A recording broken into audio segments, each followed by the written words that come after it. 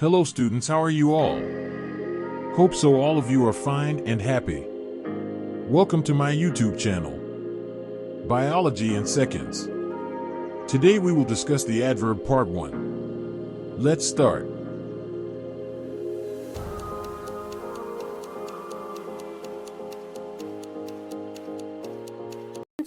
We are at the light board, or as I've already told you, today we are going to discuss adverb.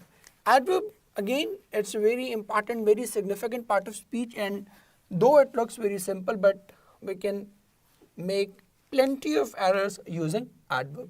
So आज हम देखेंगे कि वो errors कौन से हैं जो हम करते हैं. But before moving on to errors, let me discuss few forms or types of adverb. तो देखते हैं कि कौन कौन से types हैं, because the errors of adverb are directly linked to these types. So straight away हम discuss करते हैं पहले types को और फिर हम आएंगे errors पे. 3 तो बहुत ही common types हैं, आपने सुन रखी हैं सबने. Number 1 is adverb of time. Adverb of time actually explains when a particular action took place, कि कोई भी एक खास काम जो वो किस वक्त हुआ. जैसे हम कहते हैं adverb of time में in the morning,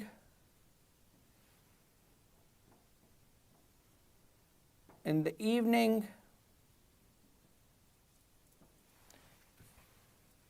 at night, at 6 o'clock. All these are called adverbs of time. Then second one, you are quite familiar with it as well, that is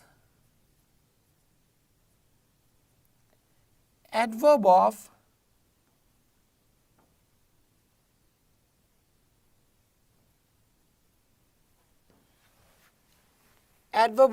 frequency.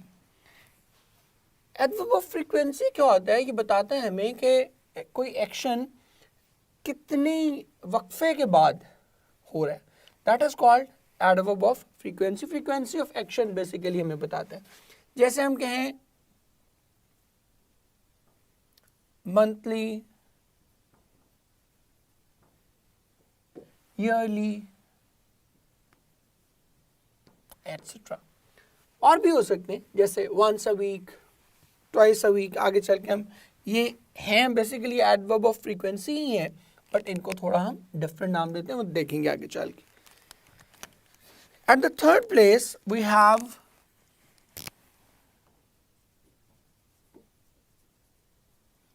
adverb of place. Now adverb of place explains when a particular where a particular action takes place. तो ये बताता है हमें. जैसे मैं कहूँ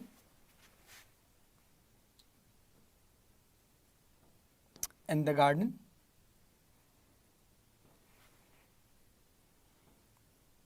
on the bed. तो अब ये उस एक्शन की प्लेस एक्सप्लेन कर रहा है. मिसाल के तौर पे मैं इधर आपके लिए कुछ एग्जांपल्स कंप्लीट भी लिख देता हूँ, सो यू मे नो कि ये कैसे हैं. अगर मैं कहूँ कि he is sitting on the bed, तो ऑन द बेड क्या है? ये प्लेस है.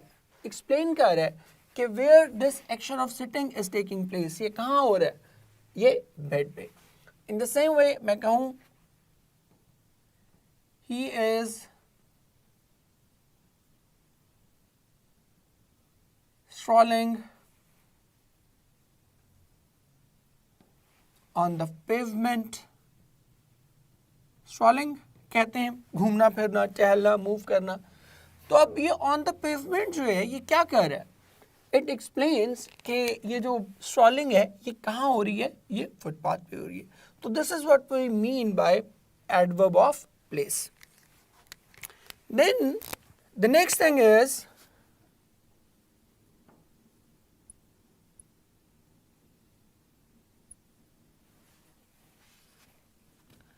adverb of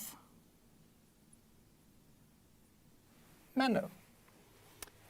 Adverb of manner क्या है? It explains how an action takes place, कि किस तरह से कोई काम जो है वो किया जा सकता है. मिसाल के तौर पे he is playing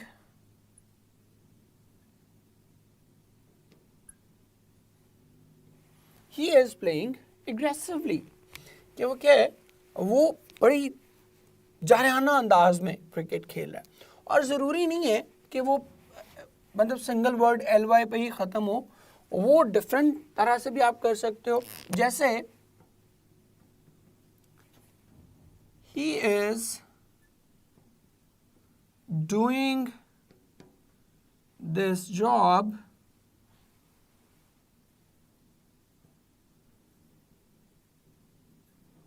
without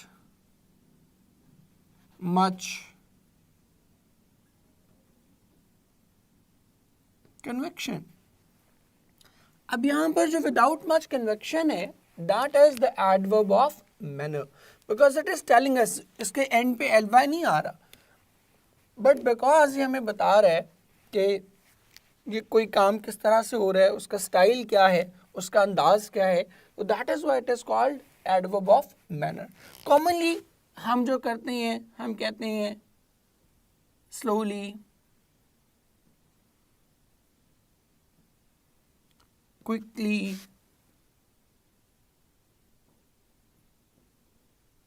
earnestly, etc. So ये 4 टाइप्स तो बहुत ही ज़्यादा आपके लिए कॉमन है, फेमिलियर हैं, और आपने इनके बारे में बहुत कुछ सुन रखा होता है. नेक्स्ट देखिएगा, नेक्स्ट हम करते हैं जी adverb of number. Adverb of number क्या होता है? That actually tells us how many times an action takes place. ठीक है, फ्रीक्वेंसी तो बता ही रहा होता है किसी न किसी हद तक, लेकिन उसकी एक्चुअली उसकी तादाद बता रहा होता है. जैसे मैं कहता हूँ once, twice, thrice, etc. ये देखिए,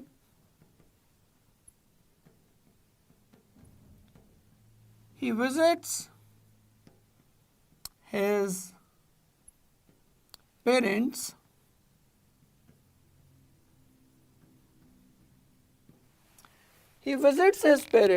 once a week, कि वो हफ्ते में एक बार अपने पेरेंट्स से मिलता है.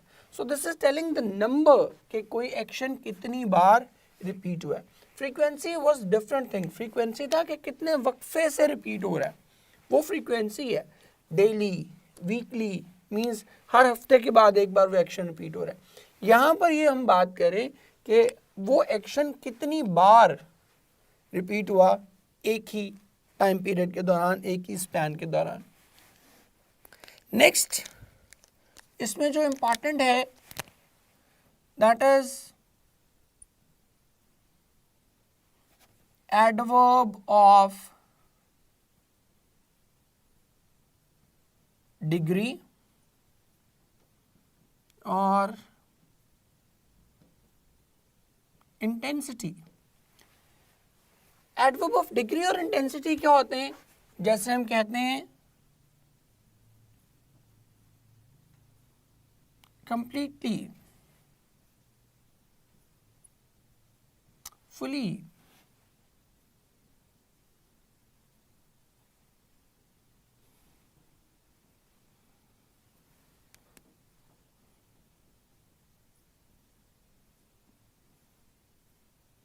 wholly, entirely. ये क्या है? शिद्दत पैदा कर रहे हैं, उसकी डिग्री बता रहे हैं कि किस हद तक जाकर ये काम हुआ है. फिर हमारे पास आते हैं जी adverb of comment. Adverb of comment क्या होते हैं? ये किसी भी एक्शन के बारे में उनके नाम ही से जाहिर है, एक कमेंट कर रहे होते हैं, एक जेस्चर दे रहे होते हैं. जैसे मैं कहूँ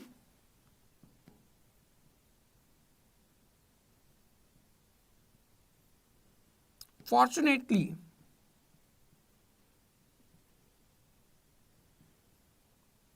luckily,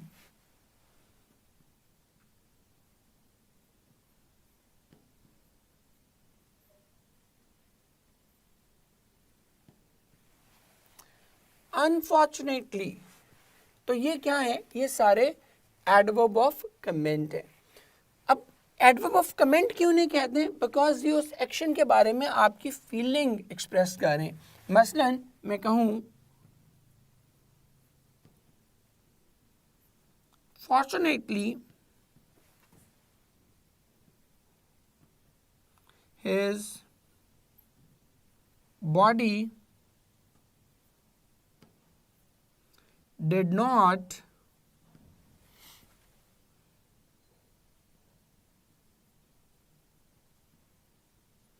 possess the germs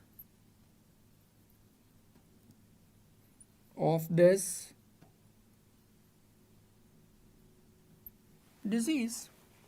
Now this is what happens. ये एक कमेंट है उसकी स्टेट पे कि खुशकिस्मती की बात है, अच्छी बात है कि उसकी बॉडी में इस तरह के जरासीम, इस बीमारी के जरासीम जो है वो नहीं पाए जाते. तो ये that is why it is called adverb of comment. Then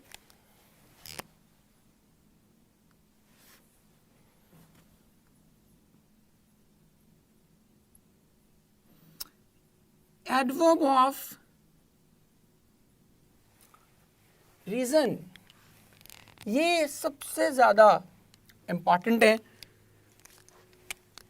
ये कॉमनली जो यूज़ किए जाते हैं वो हैं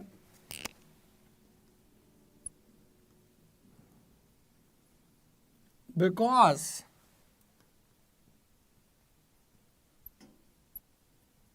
therefore.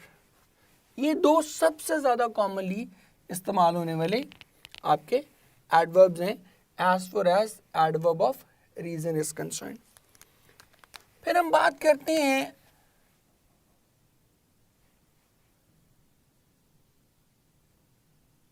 Adverb of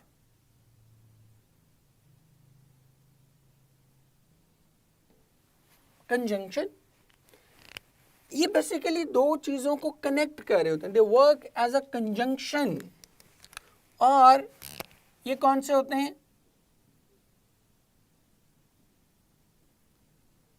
therefore,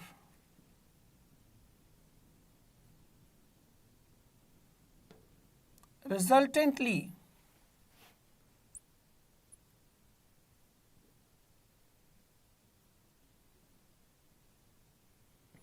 consequently,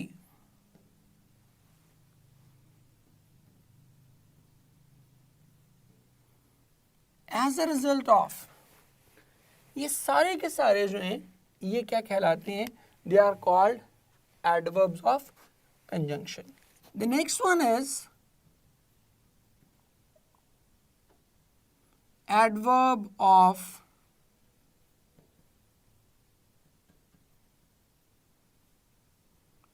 affirmation और negation. अब एडवर्ब ऑफ affirmation और negation क्या होते हैं? जो निगेट करते हैं या किसी चीज़ को टेस्ट करते हैं, वेरीफाई करते हैं. जैसे आप कहते हैं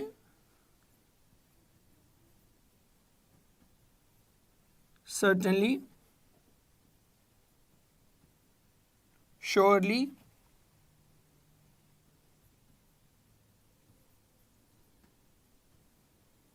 certainly not, और बड़ा फेमस हुआ पिछले दिनों, दैट इज एब्सोल्युटली नॉट. तो एब्सोल्युटली नॉट भी क्या है, that is adverb of affirmation और negation.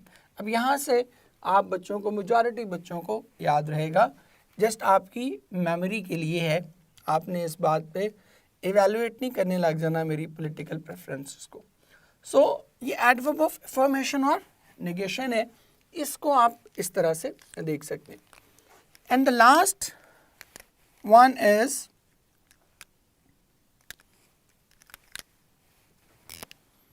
most important one, quasi negative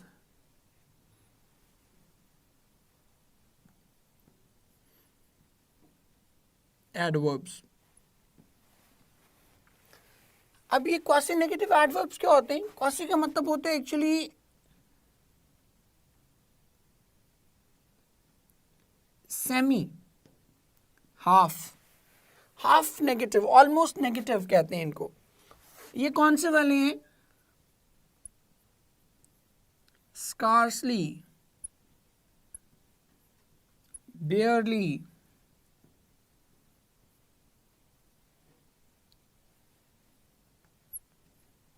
hardly, just, not only, etc. अब इनमें हम देख सकते हो why they are called quasi negative, because here we are not completely negating। हम ये नहीं कह रहे कि कोई चीज़ बिल्कुल ही नहीं है, लेकिन हम तकरीबन यही कह रहे हैं कि आप समझें इनकार ही है। जैसे हम कह रहे हैं कि there is scarcely any water available, या he could hardly understand what was said, कि वो बमुश्किल ही उसे ना होने के बराबर ही समझ आ रहा था। हम ये तो नहीं कह रहे ही कुड नॉट अंडरस्टैंड, कि बिल्कुल ही नहीं समझ आया था, लेकिन हम ऑलमोस्ट यही कह रहे हैं कि उसे तकरीबन ना होने के बराबर ही समझ आया था। तो इसलिए हम इसको क्या कहते हैं? क्वासी नेगेटिव, हाफ नेगेटिव, कि कंप्लीट इनकार नहीं है लेकिन तकरीबन इनकार वाली सिचुएशन ही है। So these are the types of adverb, and now we move on to the errors of adverb. Students, now we come to the errors of adverb, और देखेंगे कि एडवर्ब के एरर बुनियादी तौर पर क्या है। The very first error you make is about the order of adverbs. If different adverbs are used in a sentence, normally we do not follow the proper order, and that is where we make majority of our mistakes. What is the right order for using different adverbs? That can be remembered by M, P, T. इससे आप याद रख सकते हो, where M stands for manner, P stands for place, and T stands for time. ये तरीका है manner, place और time। इसको जितना बेहतर आप मेमोराइज कर लेंगे, MPT के थ्रू आप इसको याद रख सकते हो, बड़ा कन्वीनियंटली याद भी हो जाएगा। Manner, place and time. Examples देखते हैं इसकी।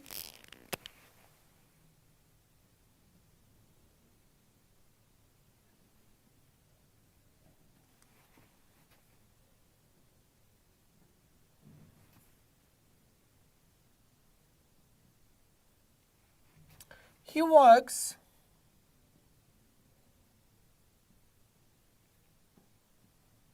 earnestly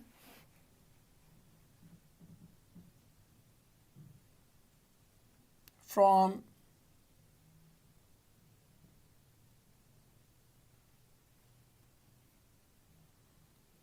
9 o'clock to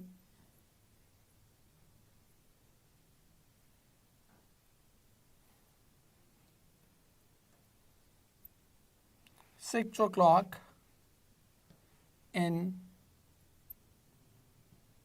this office. अब प्रॉब्लम इसमें क्या है? प्रॉब्लम इसमें बड़ी सिंपल है कि मैनर, प्लेस एंड टाइम होना चाहिए था, तो मैनर तो आ गया पहले, that is M, but then it should have been place.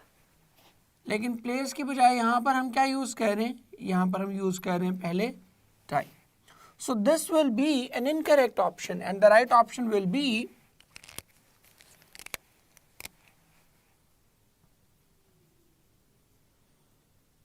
he works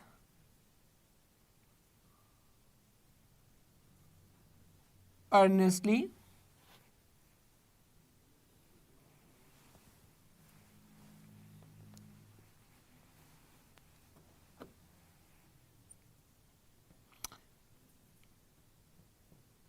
in this office from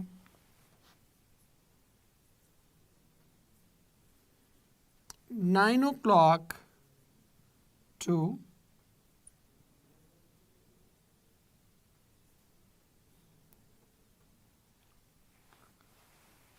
'अब यहाँ पर हमारी जो वो ऑप्शन थी MPT वाली, that is correct because M stands for manner, in this office stands for time, that stands for place, and from 9 o'clock it stands for time, and that is the right sequence for placing adverbs: manner, place and time. But there is an exception in this rule, and that is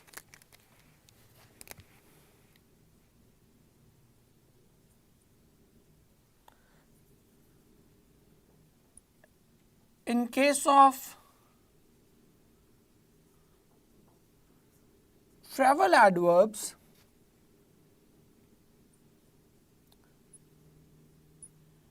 we follow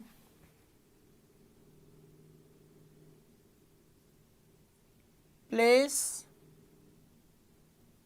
manner and time. PMT.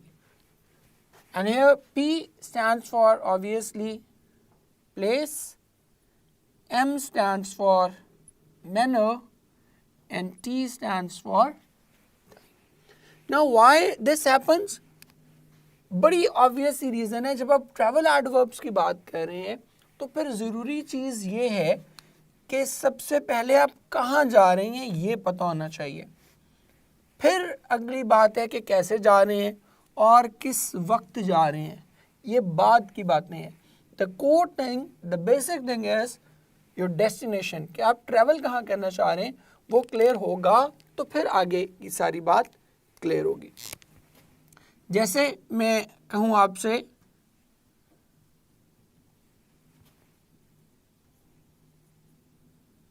कि he plans to go by train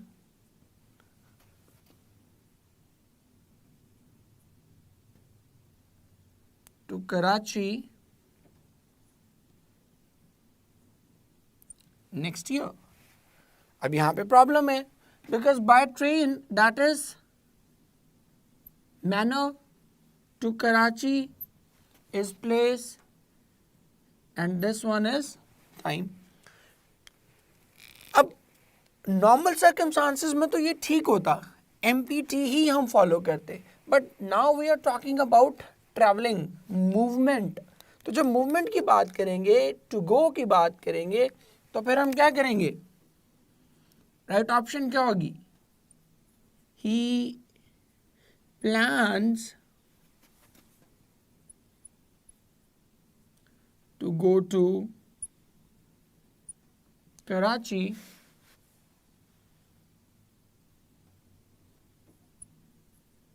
by train next year. सही है.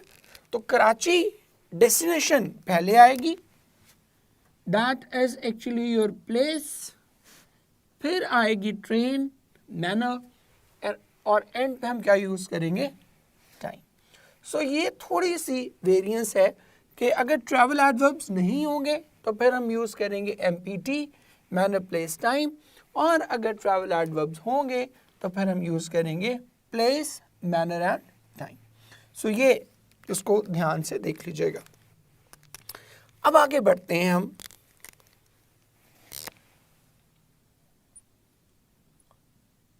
Order of adverbs of time. Now, if different adverbs of time are used in a single sentence, तो वो कैसे हम arrange करेंगे? Because adverb of time में तो multiple units हो सकते हैं ना, तो उसको हम देखेंगे कि किस तरह से हमने इस्तेमाल करना है। एक तो उसका बड़ा सिंपल सा फॉर्मूला है, that is they will always be used in ascending order, will be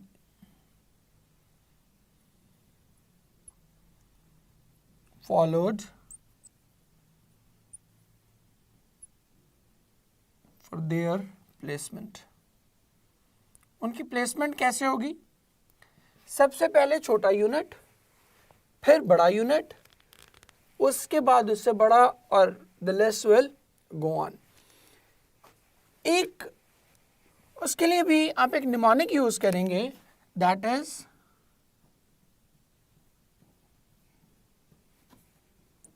DW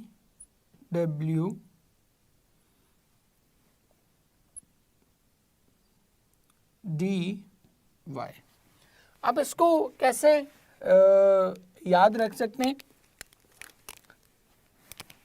इसको ऐसे याद रख सकते हैं, टिप जो वेटर को हम देते हैं, टिप दे वी दे, इस तरह से याद रख सकते हैं, टिप दे वी दे।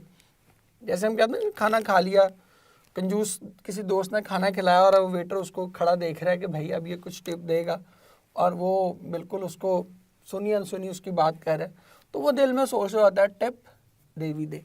अब ये कैसे, इसको हमने अरेंज कैसे करना है वो भी देख लें। T stands for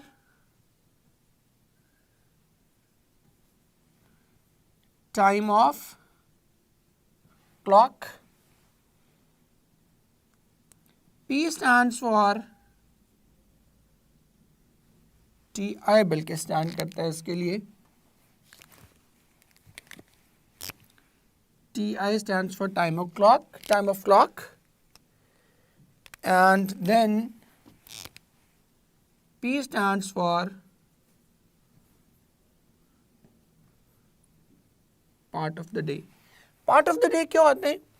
ये होते हैं, याद रखें, आगे चल के हम अभी इसको preposition में बहुत डिटेल से डिस्कस करेंगे। पार्ट ऑफ द डे क्या होता है जी?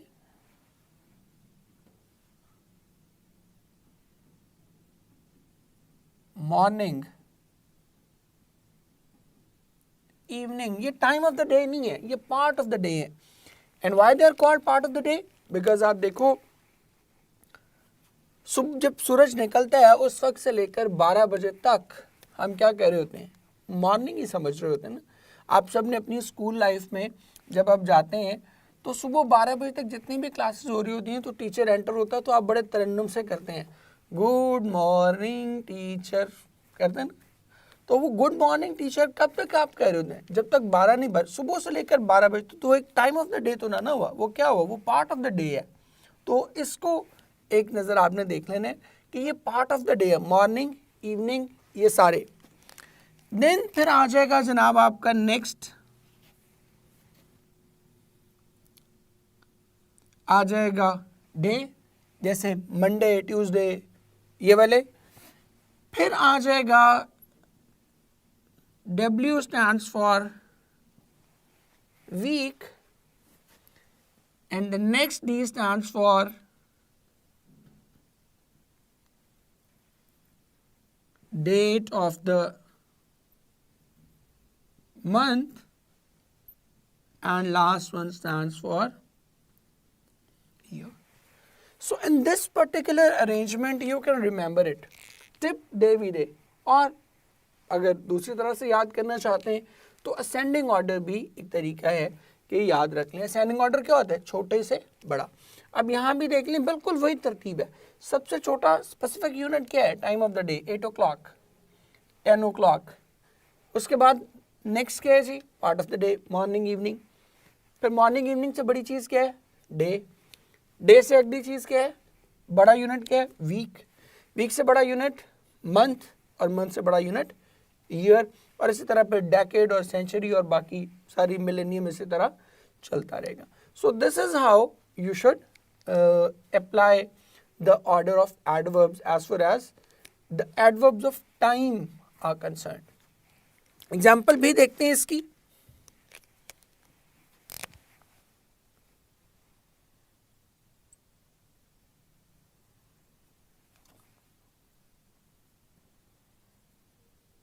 The storm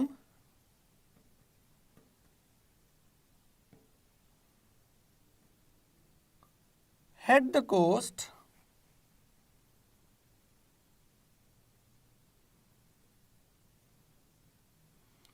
on Monday,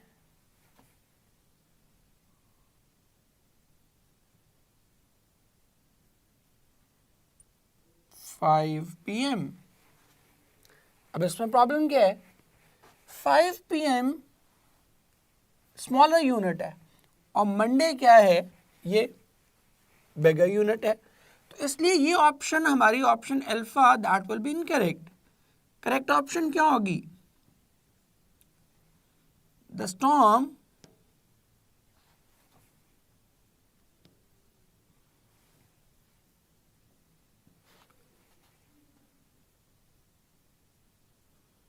hit the coast at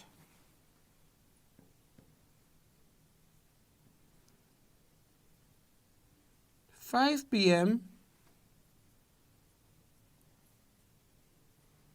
on Monday. So this option will be the correct option because 5 PM is time and this is day. और यहाँ हमने देखा था कि टाइम ऑफ द क्लॉक पहले आने और डे बाद में आने। अब इनकी प्रैक्टिस के लिए लेके चलता हूँ आपको स्लाइड्स पे। लेकिन स्टूडेंट्स हम आगे स्लाइड्स पे और अभी जो हमने रूल्स पढ़े उनको प्रैक्टिकली इम्प्लीमेंट करके देखते हैं कि कैसे वो डॉज कर सकते हैं हमें and how to avoid the errors. So first MCQ पे चलते हैं। Hasan has played brilliantly on the ground on Saturday. Now this will be our correct option and that is in option beta. क्यों? Hassan has played brilliantly manner on the ground, place and on Saturday that is time. So manner, place or time. So इसको देखते हुए हमारी option क्या बन रही है? That is option B. Second MCQ पे चलते हैं। He starts his work slowly in the office at the beginning of the day.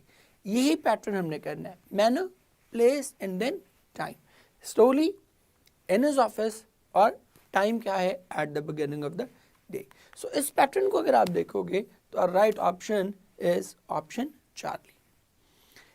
अब मैंने आपको बताया था कि ट्रैवल एडवर्ब में हम क्या करेंगे? ये चेंज कर देंगे पैटर्न और हम क्या करेंगे? प्लेस, मैनर और टाइम। सो यहाँ आप देखें He went to सवात। सबसे पहले आप क्या करेंगे? प्लेस, ठीक है, देन करेंगे मैनर और एंड पे करेंगे टाइम। सो इसको जब आप देखेंगे तो करेक्ट ऑप्शन क्या बनेगी? That is option delta. He went to Swat by air last week. Place Swat, by air manner and then last week is the time.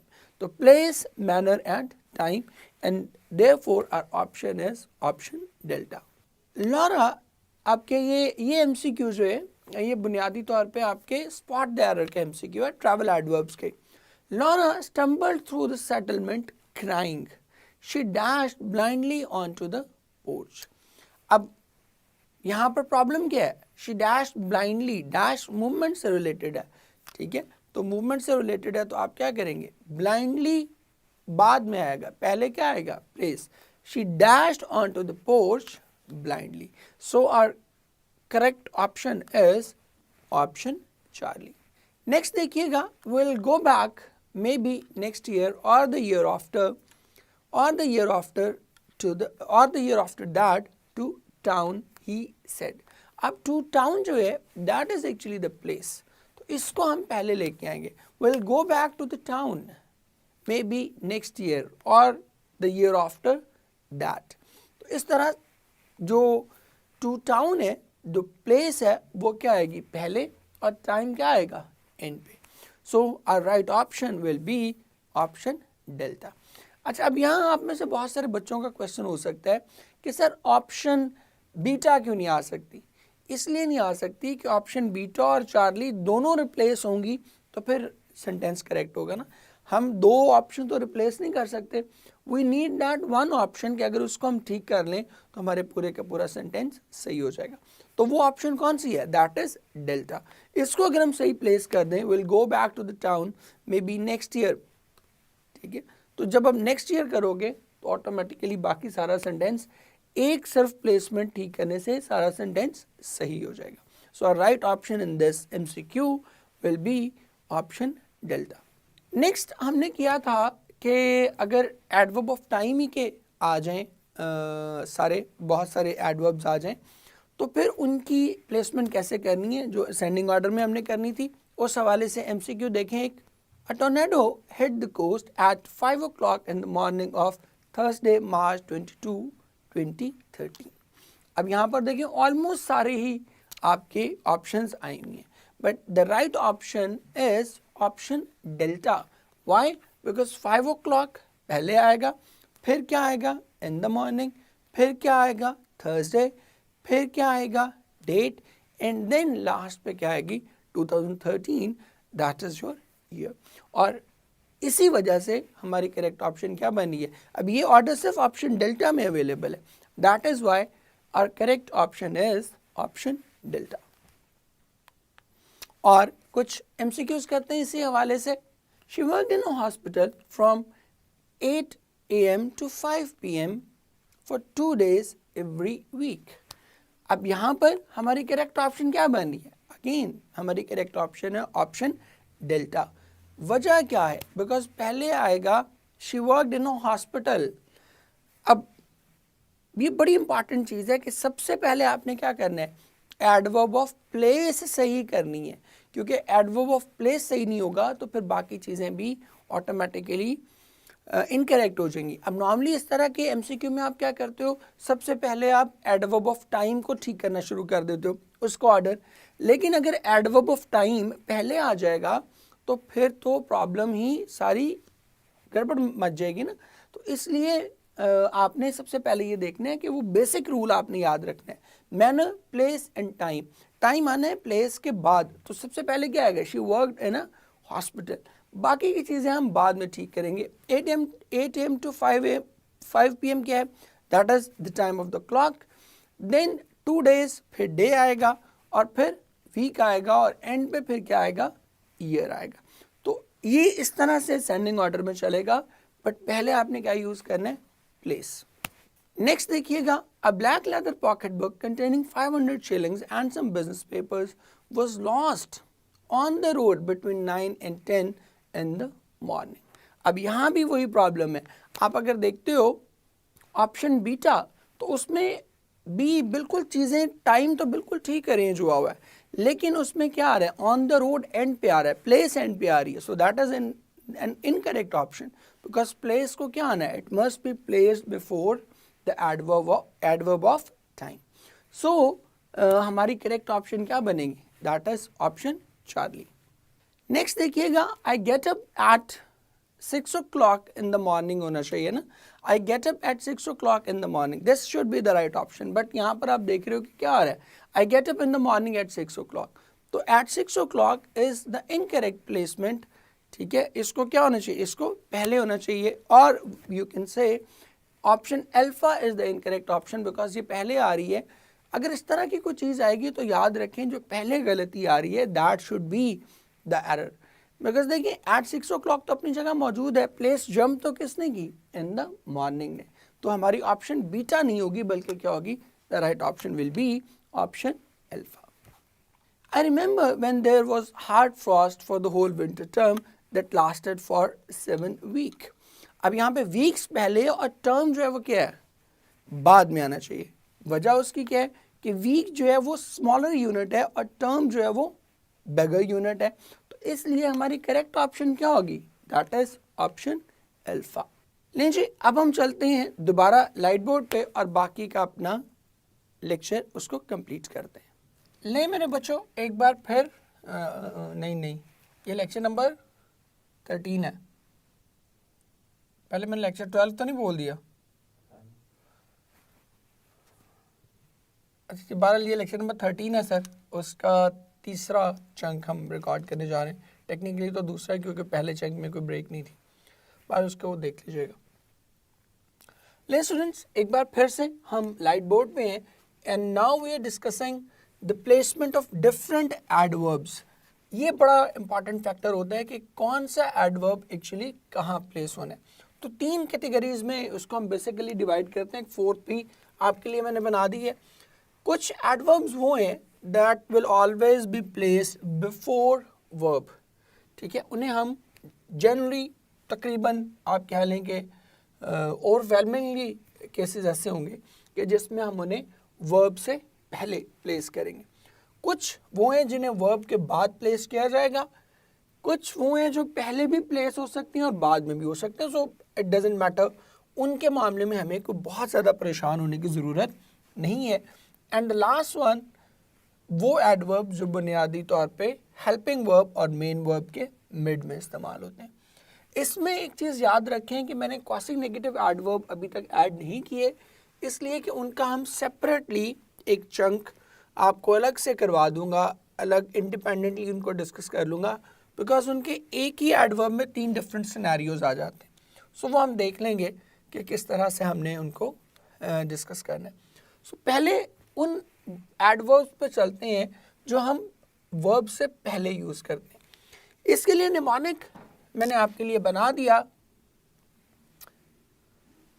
That is ACCDFR, आप उसको याद रख सकते हैं, अकाउंट डफर, ठीक है, या अकाउंट डेफर, जैसे भी डेफर कहते हैं बेसिकली लेट पेमेंट को ना, तो उस तरह से भी याद रख सकते हैं और डफर से भी आप याद रख सकते हैं किसी ऐसे बंदे का अकाउंट जिसको अकाउंट ऑपरेट ना करना होता हो ना, जैसे आपने वो पढ़ा था माय फाइनेंशियल करियर, उसमें आपको जो बंदा है उससे आप उसको याद रख सकते हैं कि he was very duffer about maintaining his account।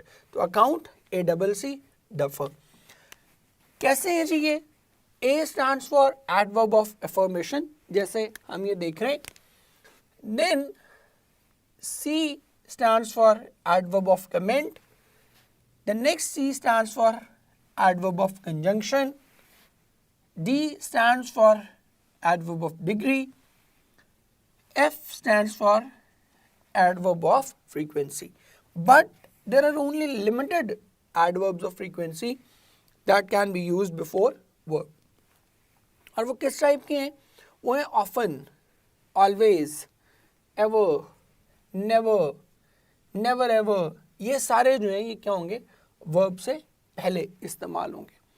And then last one, R stands for adverb of reason. सो इस तरह से अकाउंट डफर से आप उसको याद रख सकते हो कि affirmation, comment, conjunction, degree, frequency and reason, ये सारे के सारे एडवर्ब्स वो हैं जो वर्ब से पहले इस्तेमाल होंगे। कुछ एग्जांपल्स हम इनकी कर लेते हैं।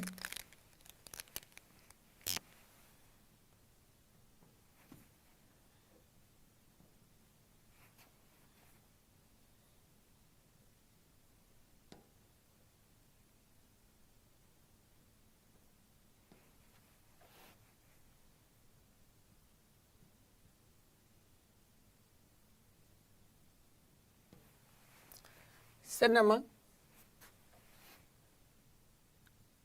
beta, he goes to cinema often. इसमें option alpha will be the correct option, ठीक है। या इसी तरह अगर मुझे करना है कि he always takes care of his family, तो अब ऑलवेज जो है that will be used before takes. ये इस तरह से नहीं होगा कि he takes care of his family always, ये नहीं होगा। तो इस तरह के जितने भी एडवर्ब्स हैं, इसी तरह एडवर्ब ऑफ कंजंक्शन भी हमने देखा कि देयरफॉर, और कमेंट भी जैसे आप कहते हो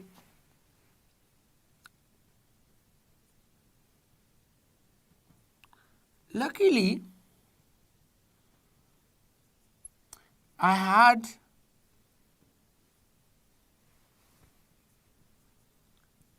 a few rupees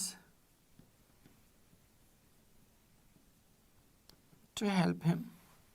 अब लकीली को बाद में इस्तेमाल नहीं कर सकते, and same is the case with all other adjectives. इसी तरह श्योरली अगर आपने कहना है तो आप ये नहीं कह सकते श्योरली आई विल कम, ये तो कह सकते हो, बट आप ये नहीं कह सकते कि I will come surely. Surely को बाद में आप इस्तेमाल नहीं करेंगे, बल्कि क्या करेंगे, श्योरली को पहले इस्तेमाल करेंगे। तो ये सारे वो एडवर्ब्स हैं जिन्हें आपने बुनियादी तौर पर वर्ब से पहले इस्तेमाल करना है। देन कुछ एडवर्ब्स वो हैं जो वर्ब के बाद इस्तेमाल होंगे। इसमें कौन से हैं जी? प्लेस, नंबर और फ्रीक्वेंसी के वो एडवर्ब्स जो ऑलरेडी डिस्कस हुए हैं, उनके अलावा बाकी जितने एडवर्ब्स हैं वो क्या होंगे, वो बाद में इस्तेमाल होंगे। जैसे एग्जांपल्स हम इनकी देखते हैं।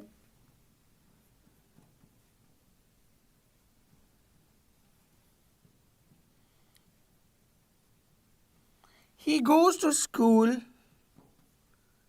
daily. अब now daily is an adverb of frequency, but it is being used after the verb. इसी तरह he cooks once in a week.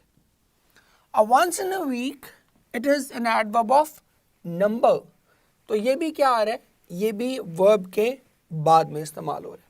और place का भी एग्जैक्टली यही सीन है। He was lying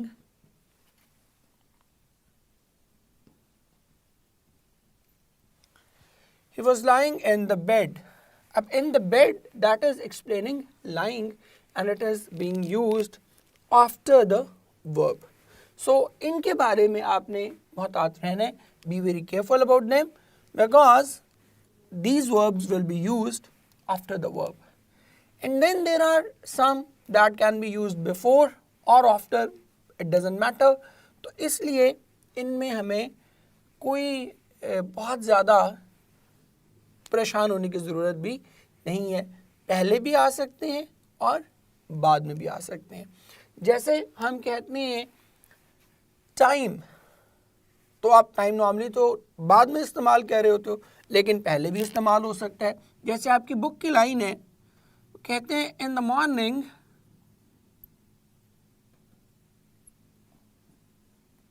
as she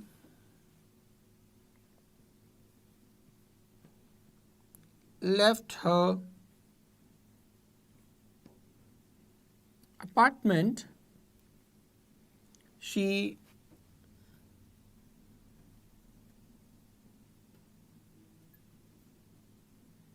saw the card house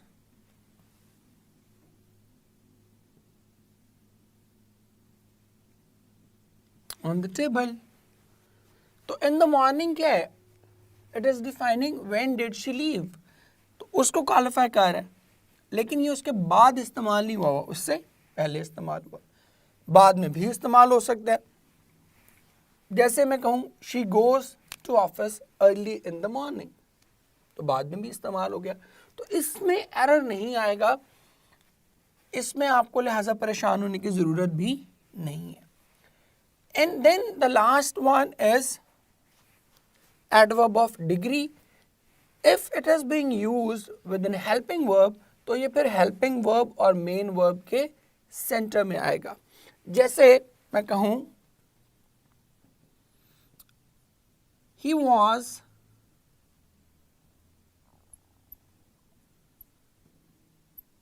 absolutely shocked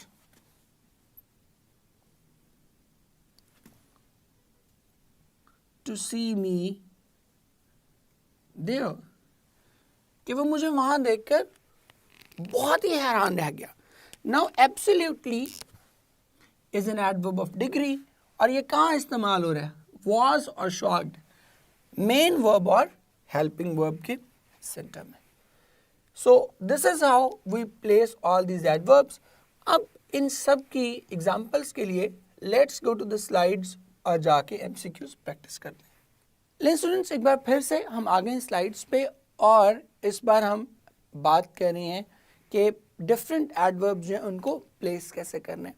सो पहला हमने क्या किया था, अकाउंट डफर से मैंने आपको याद करवाया था, जिसमें आप कहते हो एफर्मेशन, कॉज और कंजंक्शन, पहली तीन ये ACC, और दूसरे क्या थे, degree, frequency and finally reason.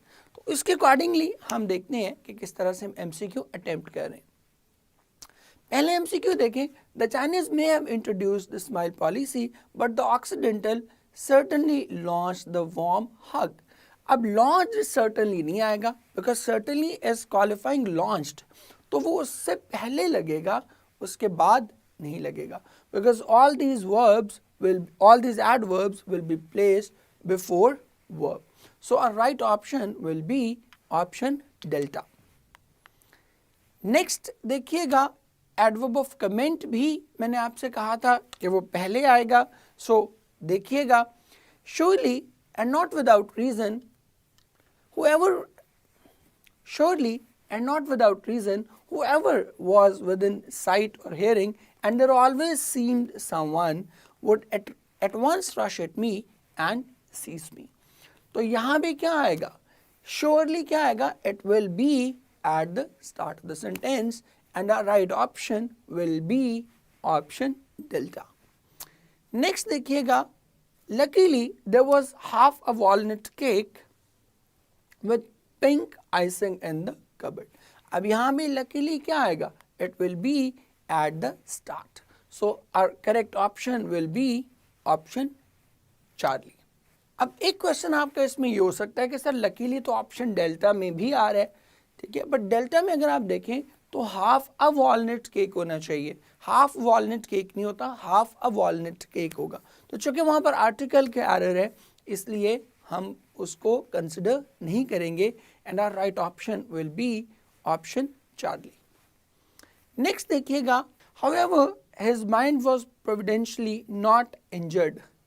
However, his mind was not injured providentially. अब providentially adverb of comment है, तो इसको क्या आना चाहिए, it must be placed before the verb. तो providentially, however, his mind was not injured. So our right option will be option beta.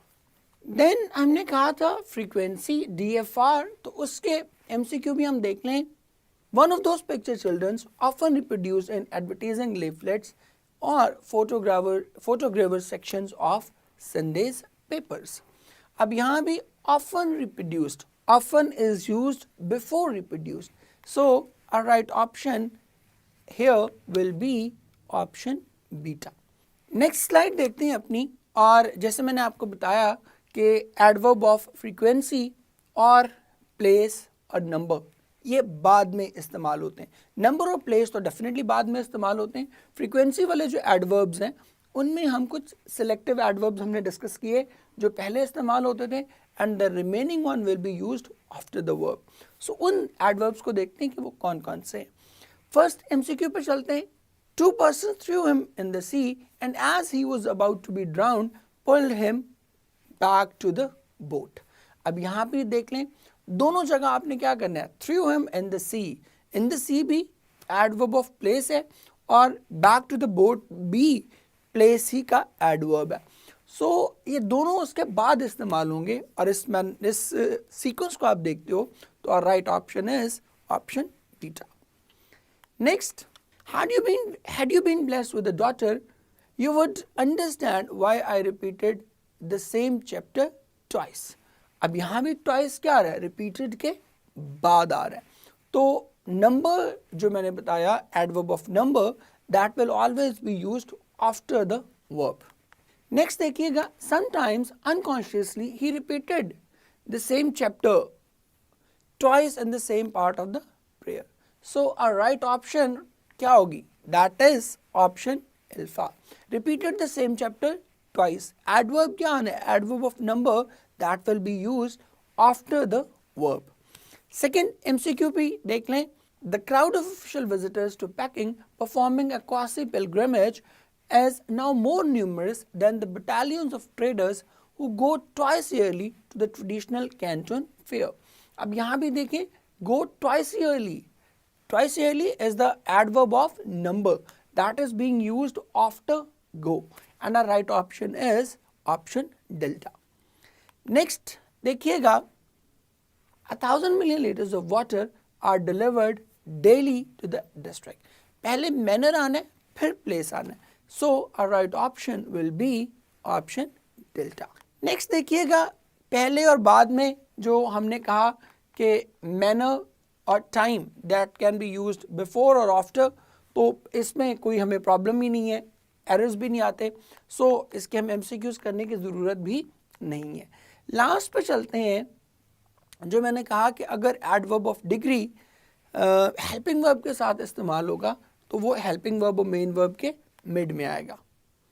जैसे however the boy was absolutely cured, cured absolutely नहीं आएगा, was absolutely cured। So the right option for us that is option delta, because absolutely को क्या आना चाहिए, that is between was and cured, helping verb और main verb के center में। That's it for our slides। आए चलते हैं वापस लेक्चर की तरफ।